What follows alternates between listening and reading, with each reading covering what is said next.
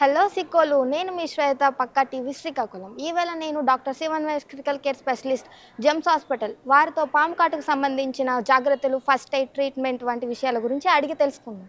నమస్తే సార్. పాము కాటుకు సంబంధించి ఆంధ్రప్రదేశ్ భారతదేశంలోనే 2వ స్థానంలో ఉంది. అలాగే శ్రీకాకుళంలో జనవరి నుండి ఇప్పటి వరకు సుమారుగా 1030 కేసులు గవర్నమెంట్ హాస్పిటల్కు వచ్చాయి. అందులో ఒక టెక్కలిలోనే 100 రిజిస్టర్డ్ కేసులు ఉన్నాయి. పాము కాటును ముందుగా గుర్తించలేకపోవడం, సకాలంలో వైద్య సేవలు అందక ఇటీవల జిల్లాలో పలువురు మృత్యువాత పడ్డారు. అలాగే రీసెంట్గా మనం చూసుకుంటే టెక్కలి మండలంలో 13 సంవత్సరాల సాయి వినీత్ పాము కాటుకు మరణించాడు. అందులో ఆసుపత్రి వారి నిర్లక్ష్యం ఉందని వారి తల్లిదండ్రులు ఆసుపత్రి ముందు "ఓ తల్లి కడుపు కోత" అని బ్యానర్ కూడా పెట్టారు.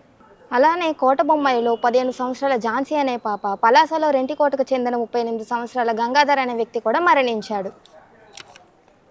అలాగే ఇప్పుడే అందిన వార్త, జలమూరు గ్రామంలో జి త్రినాథరావు అనే వ్యక్తి 57 సంవత్సరాలు ఇప్పుడే పాము కాటుతో చనిపోయాడు. ఈ నేపథ్యంలో నేను మిమ్మల్ని కొన్ని ప్రశ్నలు అడగాలనుకుంటున్నాను. మన ఆంధ్రప్రదేశ్లో ఎన్ని రకాల విషసర్పాలు ఉన్నాయి? ఇప్పుడు మనకి మేజర్గా 2 రకాల విషసర్పాలు ఉంటాయి. ఏంటంటే అవి న్యూరోటాక్సిక్, హిమోటాక్సిక్. న్యూరోటాక్సిక్ అంటే ఇవి మేజర్గా బాడీలో ఉన్న నరాల వ్యవస్థని ఇవి ఎఫెక్ట్ చేస్తాయి. ఇందులో కట్లపాము అంటే కామన్ క్రైట్, నాగుపాము అంటే ఇండియన్ కోబ్రా ఉంటాయి ఈ కేటగిరీలో. నెక్స్ట్ హిమోటాక్సిక్ కేటగిరీలో ఏముంటాయంటే ఇవి మేజర్గా రక్తం గడ్డకట్టకుండా చేస్తాయి. అవి ఏంటి అంటే రసెల్స్ వైపర్ అంటే రక్తపింజర, అంటే సాస్కేల్డ్ వైపర్ చిన్న పింజర, అంటే హంపుడ్ నోస్ పిట్ వైపర్. ఇప్పుడు మనం ఈ పాముల గురించి డీటెయిల్గా చూద్దాం. ఇందులో మేజర్గా ఈ కామన్ క్రైట్ అనేది కాటు వేసినా మనకి ఎలాంటి నొప్పి అనేది తెలియదు. అలాగా ఈ నాగుపాము కానీ, రక్తపింజర కానీ, చిన్న పింజర కానీ కాటు వేసేటప్పుడు ఒక మనకి అలర్ట్ సైన్స్ ఇచ్చి దాని తర్వాత మనల్ని కాటు వేస్తాయి. ఈ హంపుడ్ నోస్ పిట్ వైపర్ అనేది నార్త్ ఇండియాలో కొన్ని ఏరియాలో రేరుగా ఉంటుంది. ఇది మేజర్గా ఎందుకు గుర్తుపెట్టుకోవాలంటే మనకున్న పాలివాలెంట్ స్నేక్ వేనం అనేది ఈ 4 రకాల స్నేక్స్కి అవైలబుల్గా ఉంటాయి. అంటే common krait, Indian cobra, Russell's viper and saw scaled వైపర్కి మనకి యాంటీ స్నేక్ వేనం అవైలబుల్గా ఉంది. పాము కాటు వేయగానే ఫస్ట్ ఎయిడ్ ఎలా చేయాలి? పేషెంట్ని హాస్పిటల్కి తీసుకువెళ్ళే వరకు తీసుకోవాల్సిన జాగ్రత్తలు ఏంటి? ఇప్పుడు మనము పాము కరిచిన వెంటనే ఫస్ట్ ఎయిడ్ అనేది ఏం చేయాలనేది చూద్దాం. ఫస్ట్ అండ్ ఫార్మోస్ట్ ఏం చేయాలంటే పేషెంట్ని పడుకోబెట్టాలి. పడుకోబెట్టి బాగా ధైర్యం చెప్పాలి. ఏమీ కంగారు పడద్దు, పాముగా కరిచిన వల్ల ఏమీ జరగదు, ఫస్ట్ మీరు కామ్గా ఉండండి, ప్రశాంతంగా ఉండండి అనేది చెప్పాలి. ఇలాగ ఎందుకు చెప్పాలి అంటే పేషెంట్ కదలకుండా ఉండాలి. ఎందుకు ఇలా కదిలితే ఏం జరుగుతుందంటే మన బాడీలో లింఫాటిక్ సిస్టమ్ అనేది ఉంటుంది. అది ఇలాగ పాము కాటు వేసిన వెంటనే విషం అనేది ఈ లింఫాటిక్ సిస్టంలో బాగా స్ప్రెడ్ అయిపోయి ర్యాపిడ్గా బాడీ అంతా స్ప్రెడ్ అయిపోతుంది. అందుకు పేషెంట్కి బాగా ధైర్యం చెప్పి కదలకుండా ఉండడానికి చూసుకోవాలి. దీని తర్వాత ఏం చేయాలి అంటే మనము పాము కాటు వేసిన దగ్గర సోపు వాటర్తో క్లీన్ చేసుకోవాలి. అండ్ పాము ఏ టైంకి కరిచిందో ఆ టైంని నోట్ చేసుకోవాలి. దాని తర్వాత పాము ఎక్కడ బైట్ చేసిందో అక్కడ మార్క్ చేసుకోవాలి. మనం ఇప్పుడు ఏమేమి చేయకూడదో చూసుకోవాలి. పాము కాటు వేసినప్పుడు కొన్ని చేయకూడదు. ఇలాంటివి ఏం చేయాలంటే విషాన్ని నోటితో ఎటు పరిస్థితుల్లో పీల్చకూడదు, విషాన్ని బయటికి పిండకూడదు, అండ్ దెబ్బ ఉన్న దగ్గర ఎటువంటి కట్ అనేది చేయకూడదు, అండ్ మరియు ఎలక్ట్రిక్ షాక్ కూడా ఇవ్వకూడదు, మరియు కల్లుప్పుతో దెబ్బను కాల్చకూడదు, మరియు ఎటువంటి పసుపు కూడా అప్లై చేయకూడదు. ఇప్పుడు మనం ఫస్ట్ ఎయిడ్లో కట్టుని ఎలా కడతాం అనేది చూపిస్తాము. ఫస్ట్ ఇప్పుడు పాము కరిచిన వెంటనే పాముని పట్టుకోవడానికి, చంపడానికి కానీ మనం ఎప్పుడూ ప్రయత్నించకూడదు. ఈ సమయంలో పేషెంట్ని పాముకి దూరంగా తెచ్చి కింద పడుకోబెట్టాలి. దీని తర్వాత ఇమీడియట్గా 108కి కాల్ చేసి అంబులెన్స్ని రమ్మనాలి. పాము కాటు వేసిన ప్రదేశానికి అంబులెన్స్ని రమ్మనాలి. మనం ఇప్పుడు 2 సిచ్యువేషన్స్ చూద్దాం. ఒకటి, పాము అనేది కాళ్ళ మీద కాటేస్తే ఎలాగ ఫస్ట్ ఎయిడ్ చేయాలి.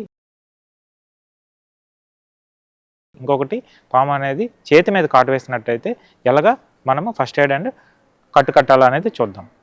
ఇక్కడ మనకి 2 సబ్జెక్టులు ఉన్నారు.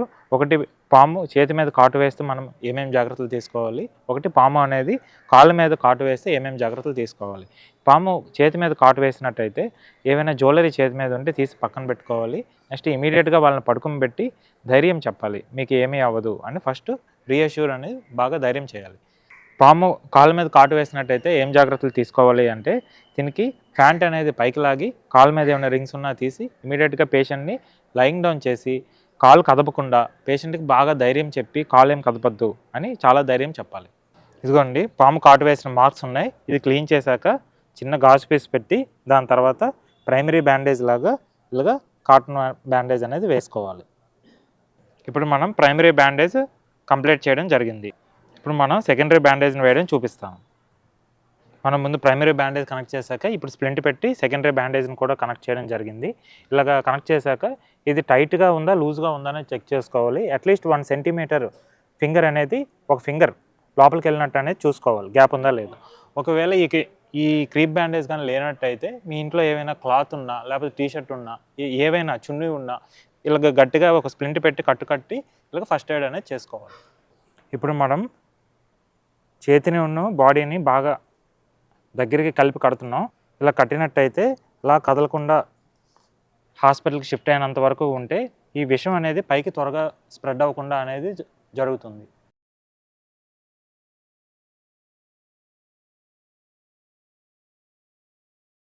మనం ఇప్పుడు ప్రైమరీ బ్యాండేజ్ని కట్టాం అండ్ సెకండరీ బ్యాండేజ్ స్ప్లింట్ని కూడా ఇలాగ వేసాక ఒక ఫింగర్ అనేది లోపలికి వెళ్తుందా లేదని చెక్ చేసుకోవాలి. ఎందుకంటే ఇది టైట్గా కట్టామా లూజ్గా కట్టామా అనేది తెలుస్తుంది. ఇప్పుడు 3 సెకండ్ల పాటు ఇలాగ ఫింగర్ని గట్టిగా ప్రెస్ చేసి వదిలేక బ్లడ్ ఫ్లో కరెక్ట్గా వెళ్తుందా లేదని చెక్ చేసుకుంటాం. ఇలాగే మనం చేతి మీద చేసినప్పుడు ఫింగర్కి కూడా బ్లడ్ ఫ్లో కరెక్ట్గా వెళ్తుందా లేదా ఈ టెస్ట్ చేసి చెక్ చేస్తాం. పాము కాటు వేశాక మన బాడీలో విషం ఎలా ఎక్కుతుంది, ఎంత టైంలో పాకుతుంది? పాము కాటు వేసినప్పుడు ఈ విషం అనేది 15 నుంచి 20 నిమిషాల్లో ఫస్ట్ లింఫాటిక్ సిస్టమ్ ద్వారా బాడీలో పాకుతుంది. దాని తర్వాత 35 నుంచి 45 నిమిషంలో టోటల్గా బాడీ అంతా స్ప్రెడ్ అవుతుంది. ఈ విషపూరిత లక్షణాలు కనిపించడానికి 2 నుంచి 2.5 గంటల సమయం పడుతుంది. ఈ విషపూరిత లక్షణాలు మ్యాక్సిమం పీక్ స్టేజ్కి వెళ్ళడానికి 4 నుంచి 6 గంటల సమయం పడుతుంది. అందుకే ఫస్ట్ 4 అవర్స్ అనేది చాలా గోల్డెన్ పీరియడ్ అనమాట, మ్యాక్సిమం అప్ టు 6 గంటల వరకు. అందుకే ఈ 4 గంటల ముందు హాస్పిటల్కి చేరితే విషానికి విరుగుడు మందు ఇచ్చి మీరు కోలుకోవడానికి మంచి అవకాశం ఉంటుంది. పాము కాటుతో హాస్పిటల్కి వచ్చేవారు పామును చంపి తీసుకొస్తుంటారు. ఇలా చేయవలసిన అవసరం ఉందా? అవసరం లేదు. ఎందుకంటే మన భౌగోళిక ప్రాంతంలో మనం ముందు చెప్పినట్టు కట్లపాము, నాగుపాము, రక్తపింజర, చిన్న పింజర అనేవి ఉన్నాయి. ఈ 4 రకాల అన్ని పాములకి కలిపి మనకి ఒకే ఒక్క విరుగుడు మందు అనేది ఉంది. ఈ 4 పాముల నుంచి విషాన్ని సేకరించి గుర్రంలోకి ప్రవేశపెడతారు. గుర్రం రక్తంలో నుంచి యాంటీబాడీస్ని సేకరిస్తారు. దాంతో ఈ విరుగుడు మందుని తయారు చేస్తారు. అందువలన పాము కరిచాక పామును పట్టుకోవడానికి చంపడానికి ప్రయత్నించొద్దు. ఎందుకంటే మన భౌగోళిక ప్రాంతంలో సంతరించే ఈ విషపూరిత పాములన్నింటికి ఈ విరుగుడు మందు పనిచేస్తుంది. ఎమర్జెన్సీకి రాగానే మీరు పేషెంట్ కండిషన్ను ఎలా అసెస్ చేస్తారు? పాము కాటు అని చెప్పి ఏమైనా పేషెంట్ ఎమర్జెన్సీకి వచ్చిన తర్వాత ఇమీడియట్గా ఏం చేయాలంటే పేషెంట్ ఎయిర్వే పేటెంట్గా ఉందా లేదో చూసుకోవాలి. దాని తర్వాత బ్రీతింగ్ అంటే ఊపిరి బాగా తీసుకుంటున్నాడు లేదా, సాచురేషన్ ఎంత ఉందో చెక్ చేసుకోవాలి. దాని తర్వాత సర్క్యులేషన్లో హార్ట్ రేట్ ఎంత ఉంది, బ్లడ్ ప్రెషర్ ఎంత ఉంది, నార్మల్గా ఉన్నాయా లేదో చెక్ చేసుకోవాలి. దాని తర్వాత వూండ్ ఎగ్జామినేషన్, పాము ఎక్కడ కాటు వేసిందో ఆ వూండ్ని ఒకసారి దెబ్బని ఎగ్జామిన్ చేసి వాపు ఎంత ఉందో చూసుకొని వాపు దగ్గర మార్క్ చేసుకోవాలి, పెరుగుతుందా అనేది లేదా అనేది చెక్ చేసుకోవడానికి. ఒకవేళ దానిపైన ఏదైనా టానిక్ కానీ టైట్ క్లాత్తో కానీ బాగా టైట్గా కట్టినట్టు అయితే దీన్ని ఇమీడియట్గా రిలీజ్ చేయకూడదు. ఎందుకు అంటే విషం అనేది చాలా ఫాస్ట్గా బాడీ అంతా స్ప్రెడ్ అయిపోయి పేషెంట్ త్వరగా చనిపోయే అవకాశాలు ఉన్నాయి. ఒకవేళ దీని తర్వాత ఏం చేయాలి అంటే ఒక బీపీ కఫ్ని బాగా టానిక్ అబవ్ పైన చుట్టాక వెంటనే టానిక్ రిలీజ్ చేసి స్లోగా బీపీ కఫ్ని రిలీజ్ చేయాలి. ఇప్పటికి మనం దాని తర్వాత 2 రకాల విషసర్పాలు ఉన్నాయనేది చూసాం. 2 రకాల విషసర్పాలు ఏవైనా లక్షణాలు ఏమైనా ఉన్నాయా లేదా చూడాలి. ఒకటి నరాల బలహీనత లక్షణాలు ఏమైనా ఉన్నాయా లేదా. దీన్ని ఎలాగ చూస్తాము అంటే ఒకటి కనురెప్పలు ఏమైనా మూతపడడం కానీ లేకపోతే సింగిల్ బ్రెత్ కౌంట్ అనేది చెక్ చేస్తాం నరాల బలహీనత చెక్ చేయడానికి. ఇవి సింగిల్ బ్రెత్ కౌంట్ అంటే బాగా ఊపిరి తీసుకుని 30 అంకెలు కౌంట్ చేయమంటాం. ఒకవేళ 10 అంకెలు కూడా తను కౌంట్ చేయనట్టు అయితే తనకి చాలా నరాల బలహీనత ఉన్నట్టు, ఊపిరి తీసుకునే అంత శక్తి లేకపోవడం వల్ల పేషెంట్కి ఇమీడియట్గా వెంటిలేటర్ మీద పెట్టాల్సిన అవసరం ఉంటుంది. దాని తర్వాత రక్తం గడ్డకట్టకుండా ఉండే విషసర్పాలు ఏవైనా ఉన్నాయో లేదో ఎలా చెక్ చేసుకోవాలి అంటే హోల్ బ్లడ్ క్లాటింగ్ టైం అనేది ఉంటుంది. మనం ఒక టెస్ట్ ట్యూబ్లో బ్లడ్ తీసుకుని 20 మినిట్స్ పాటు ఎగ్జామిన్ చేస్తాం. 20 నిమిషాల తర్వాత కూడా రక్తం గడ్డకట్టలేదు అంటే ఈ పేషెంట్కి ఏవైనా రక్తం గడ్డకట్టకుండా ఉండే విషసర్పాలు కాటు వేసినట్టు తెలుస్తాయి అన్నమాట. ఇమీడియట్గా యాంటీ స్నేక్ వేనం స్టార్ట్ చేయాలి. ఇప్పుడు మనం పాము కరిచి వచ్చిన వెంటనే సాధారణ లక్షణాలు ఏముంటాయి అనేది చూద్దాం. గజ్జల్లో బిల్లలు కట్టడం అండ్ పాము కాటు వేసిన దగ్గర రక్తం రావడం, బాగా వేడిగా ఉండడం, బాగా ఎరుపుగా ఉండి బాగా వాపు రావడం, మరియు కనురెప్పలు మూతపెట్టడం అండ్ చూసినప్పుడు 1-2గా కనిపించడం, ఊపిరితిత్తులు, గుండె, కిడ్నీలు అనేవి కంప్లీట్గా ఫెయిల్ అవ్వడం, అండ్ వాంతులు, విరోచనాలు, కడుపు నొప్పి, ముక్కు, కళ్ళు, మూత్రం నుంచి రక్తం రావడం. మరియు లాస్ట్లో షాక్లోకి వెళ్ళి అన్ని అవయవాలు ఫెయిల్ అయిపోయి మనిషి చనిపోతాడు. అసలు స్నేక్ వేనం అంటే ఏంటి? దేని ఆధారంగా ఇస్తారు? దానిని ఏ మార్గాన ఇస్తారు? ఎంత డోస్ ఇస్తారు? అలాగే ఈ ఇంజెక్షన్ వల్ల వచ్చే ప్రాబ్లమ్స్ ఏంటి? అసలు పాయిజన్కి వేనంకి డిఫరెన్సెస్ ఏంటి? పాము కాట్లు 2 రకాలు. ముఖం మీద కళ్ళలోకి విషం చిమ్మడం లేదా కాటు వేయడం. పాయిజన్కి వేనంకి తేడా ఏంటంటే వేనం యాక్టివ్గా మన శరీరంలోకి కాటు ద్వారా ప్రవేశించడం, పాయిజన్ అనేది టచ్ కానీ మింగడం కానీ మన చర్మం ద్వారా ప్రవేశించడం. ఇప్పుడు 1 ml ఆఫ్ యాంటీ స్నేక్ వేనం అంటే విరుగుడు మందు 0.6 mg ఆఫ్ రక్తపింజరి, 0.6 mg ఆఫ్ నాగుపాము, 0.45 mg ఆఫ్ కట్లపాము, 0.45 mg ఆఫ్ చిన్న పింజరి విషాన్ని న్యూట్రలైజ్ చేస్తుంది. మ్యాక్సిమం 143 మిల్లీగ్రామ్స్ ఆఫ్ పాయిజన్ అనేది మనకి బాడీలోకి చేరవచ్చు.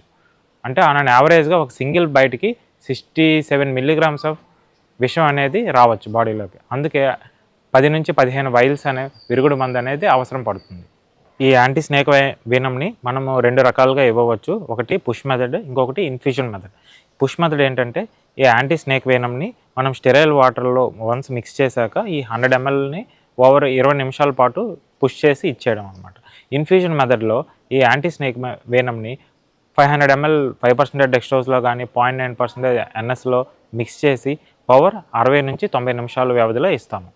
ఈ విరుగుడు మందు అనేది మ్యాక్సిమం మనం 30 వైల్స్ ఇవ్వచ్చండి. కాకపోతే మొదటగా మనం 10 వైల్స్ ఇచ్చాక రెండోసారి ఈ ఎప్పుడు ఇవ్వాలి అనేది ఎలా చెక్ చేసుకోవాలి అంటే అలాగా హీమోటాక్సిక్ స్నేక్స్గా అనుకుంటే హోల్ బ్లడ్ మనం ముందు చెప్పినట్టు whole blood clotting time test check చేసి రక్తం ఇంకా గడ్డ కట్టినట్లయితే లేదా పీటీఎఫ్టీ ఐఎన్ఆర్ అని ఒక టెస్ట్ ఉంటుంది, అది కూడా బాగా ప్రొలాంగ్గా అయినట్టయితే ఈ డోస్ని అనేది 6 గంటల తర్వాత మళ్ళీ రెండోసారి రిపీట్ చేస్తామండి.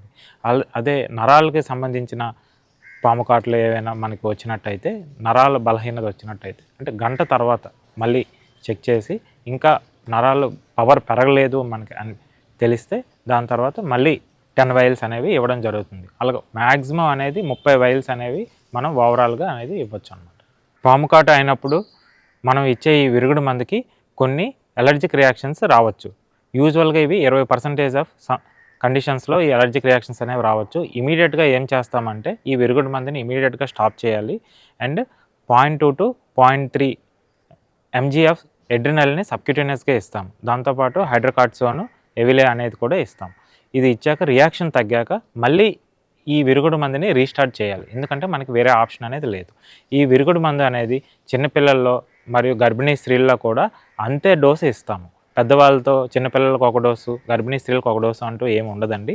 అందరికీ ఎవరికైనా పాము కాటేస్తే విషం అనేది ఒకే విషం అమౌంట్ అనేది లోపలికి వెళ్తుంది. అందుకే చిన్నపిల్లలకైనా గర్భిణీ స్త్రీలకైనా అందరికీ పెద్దవాళ్ళకైనా ఒకే డోసు ఉంటుంది వీళ్ళకి. స్నేక్ వీనంతో పాటు ఇతర ట్రీట్మెంట్స్ గురించి కూడా కొంచెం వివరిస్తారా? ఇలాగ పాము కాటుతో వచ్చిన వాళ్ళకి విరుగుడు మందు కాకుండా ఇంకేం మెడికల్ పద్ధతులు ఇవ్వాలి అంటే టెటనస్ టాక్సిన్ ఒకటి, ప్రొఫైలాక్టిక్గా యాంటీబయాటిక్స్ ఇవ్వడం అనేది జరుగుతుంది ఇన్ఫెక్షన్స్ ఏమి రాకుండా. దాని తర్వాత న్యూరోటాక్సిక్ స్నేక్స్ అంటే నరాల మీద ఎఫెక్ట్ చేసే స్నేక్స్కి అయితే నియోస్టిగ్మిన్ అండ్ ఎట్రోపిన్ అనేది ఇవ్వడం జరుగుతుంది. అలాగే హీమోటాక్సిక్ స్నేక్స్ అంటే రక్తాన్ని బాగా పలచగా చేసే విష సర్పాలకి ఏమిస్తాము అంటే ఫ్రెష్పోజన్ ప్లాస్మా కానీ క్రయోప్రెసిపిటేట్ కానీ ఇస్తాం.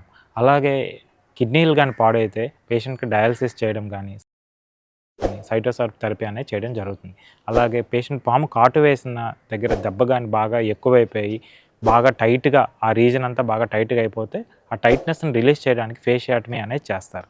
లేకపోతే ఇంకా రక్త సరఫరా లేకుండా ఆ వూండ్ అంతా కంప్లీట్గా ఏమైనా డ్యామేజ్ అయితే ఆ భాగాన్ని కంప్లీట్గా తీసివేయడం కూడా జరుగుతుంది. ఇంకా మరియు ఆ వూండ్ కేర్కి కంప్లీట్గా ప్లాస్టిక్ సర్జరీ సర్వీసెస్ కూడా ఇక్కడ చేయబడతాయి. పాము కాటు వల్ల ఇతర కాంప్లికేషన్స్ ఏంటి? మీరు వాటిని ఎలా ఎదుర్కొంటారు? ఈ పాము కాటు వల్ల మనకి దీర్ఘకాలిక సమస్యలు ఏమి రావచ్చు అంటే దీర్ఘకాలిక గాయములు, స్కిన్ అల్సర్స్, దీర్ఘకాలంగా కిడ్నీల సమస్యలు దెబ్బతిని డయాలసిస్ మీద డిపెండెంట్ అవ్వడం, దీర్ఘకాలిక నాడీ వ్యవస్థ దెబ్బతినడం, ఇటువంటి వాళ్ళకి మనకి ఇక్కడ physiotherapy services, rehabilitation, psychological supports అనేవి ఇక్కడ ప్రొవైడ్ చేయడం జరుగుతుంది. అసలు పాములు మనుషుల్ని ఎందుకు కరుస్తాయి? అది కూడా ఎక్కువ గ్రామాల్లోనే ఎందుకు? పైగా వర్షాకాలంలోనే ఎందుకు ఎక్కువగా సంఘటనలు? దీనికి మీ రీజన్ ఏంటి? నిజం చెప్పాలంటే పాములకి మనుషులంటే భయం. పాములకు ఉన్న 2 జీవన మార్గాలు ఏంటంటే ఒకటి వేటాడడం, 2 తనను తాను కాపాడుకోవడం. పాములు చిన్న జీవులు, అవి మనుషుల్ని తినలేవు, అందువలన అవి మనుషుల్ని వేటాడలేవు. అలాగే పాము కాటు వేసేటప్పుడు తను ఎంత విషాన్ని ఇంజెక్ట్ చేయాలనేది నిర్ణయించుకుంటుంది. తను విషాన్ని మొత్తంగా కానీ, మధ్యస్థంగా కానీ లేదా డ్రై కాట్ కానీ చేస్తుంది. ఎందుకంటే ఒక్కసారి విషాన్ని పూర్తిగా ఖాళీ చేస్తే తను మళ్ళీ తిరిగి విషం తయారు చేసుకోవడానికి 2 వారాల సమయం పడుతుంది. ఈ సమయంలో ఆకలితో అలమటించాలి. అందుకని విషాన్ని వృధా చేయదు. పాములు ఎండాకాలంలో గుడ్లు పెడతాయి, చలికాలంలో గుడ్లు పొదుగుతాయి, వర్షాకాలంలో పిల్లలు పెడతాయి. అందువలన ఈ కాలంలో పాములు చాలా ఆకలితో ఉంటాయి మరియు చురుగ్గా వేటాడుతాయి. వెలుతురు తక్కువగా ఉండే ప్రదేశాల్లో అవి ఎక్కువ సంచరిస్తూ ఉంటాయి. గ్రామాల్లో, పొలాల్లో ఎలుకలు, కప్పలు ఎక్కువగా ఉంటాయి. అలాగే గ్రామాల్లో పేదరికం వలన వారి ఇళ్లల్లో చాలా గ్యాప్స్ ఉంటాయి. అలాగే వంటగది, బెడ్రూమ్, స్టోర్ రూమ్స్ వంటి చీకటి ప్రదేశంలో సంచరించడానికి అవకాశం ఎక్కువగా ఉంటుంది. కావున ఇటువంటి ప్రదేశాల్లో మీరు జాగ్రత్తలు తీసుకోవాలి. పాము కాటు వేయకుండా తీసుకోవాల్సిన జాగ్రత్తలు ఏంటి? మీ ఇంటిలో ఉండే కందాలని, డోర్స్ మధ్యలో ఉండే గ్యాప్స్ని గుడ్డతో మూసివేయండి. అలాగే నేల మీద పడుకున్న వారు దోమతెరలు ఉపయోగించండి. పొలాలకు వెళ్ళవలసిన సమయంలో మరియు రాత్రి పొలాలకి కాపలా ఉండవలసిన సమయంలో మీరు టార్చ్ లైట్స్ని, గంబూట్స్ మరియు చేతికి మందమైన క్లాత్స్ని ధరించండి. ఇంట్లో చీకటి ప్రదేశం కాకుండా చూడాలి. బట్టలు మరియు చెప్పులు వంటి వాటిని నీట్గా సర్దుకోవాలి. బియ్యం డబ్బాలు, పెట్టెలు వంటి వాటిని గోడకు కొద్ది దూరంలో ఉంచాలి. అలాగే పాము గుళికలు లాంటివి ఇంటి పరిసరాల్లో చల్లుకోవాలి. ఈ జాగ్రత్తలు తీసుకుంటే మనం పాము కాటుకు గురి కాకుండా తప్పించుకోవచ్చు. అసలు పాము కాటుకి నాటు వైద్యం పనిచేస్తుందా? దాని గురించి మా పక్క టీవీ శ్రీకాకుళం ప్రేక్షకులకి కొంత వివరణ ఇవ్వండి. పాములు చాలా వరకు విషపూరితం కాదు. అందుకు పసరమందులు మరియు మంత్రాలు పనిచేయవు. అందుకని పాము కాటుకు నాటు వైద్యం పనిచేస్తుందని భ్రమలో ఉంటారు. ఇక్కడే మీరు మొట్టమొదటి తప్పుడడుగు వేస్తారు. విషపూరిత సర్పాలు కాటు వేసినప్పుడు నాటు వైద్యం పనిచేయదు. అందువలన మొట్టమొదటి 4 గడియల సమయంలో వీరిని హాస్పిటల్కి తరలించనందున మరణం సంభవించే అవకాశాలు ఎక్కువ ఉంటాయి. మీరందరూ గుర్తుంచుకోండి, గోల్డెన్ అవర్ అంటే పాము గడిచిన మొదటి 4 గంటలు మాత్రమే, మ్యాక్సిమం 6 గంటలు. ఈలోగా ఆసుపత్రి చేరుకుంటే మేము మీకు భరోసా ఇస్తున్నాం. మీరు మేము కలిసి మీ కుటుంబ దీపాన్ని నిలబెడదాం. అలాగే మా జెమ్స్ ఆసుపత్రికి మీరు శ్రీకాకుళం జిల్లాలో ఏ మారుమూల గ్రామం నుంచి బయలుదేరినా 2 నుంచి 3 గంటల్లో చేరుకోవచ్చు. ఇటువంటి ఆపద సమయంలో మన శ్రీకాకుళం ప్రజలందరూ అన్ని రకాల సదుపాయాలున్న జెమ్స్ లాంటి సరైన హాస్పిటల్ని సరైన సమయంలో ఎంచుకోండి. Thank you for watching this video.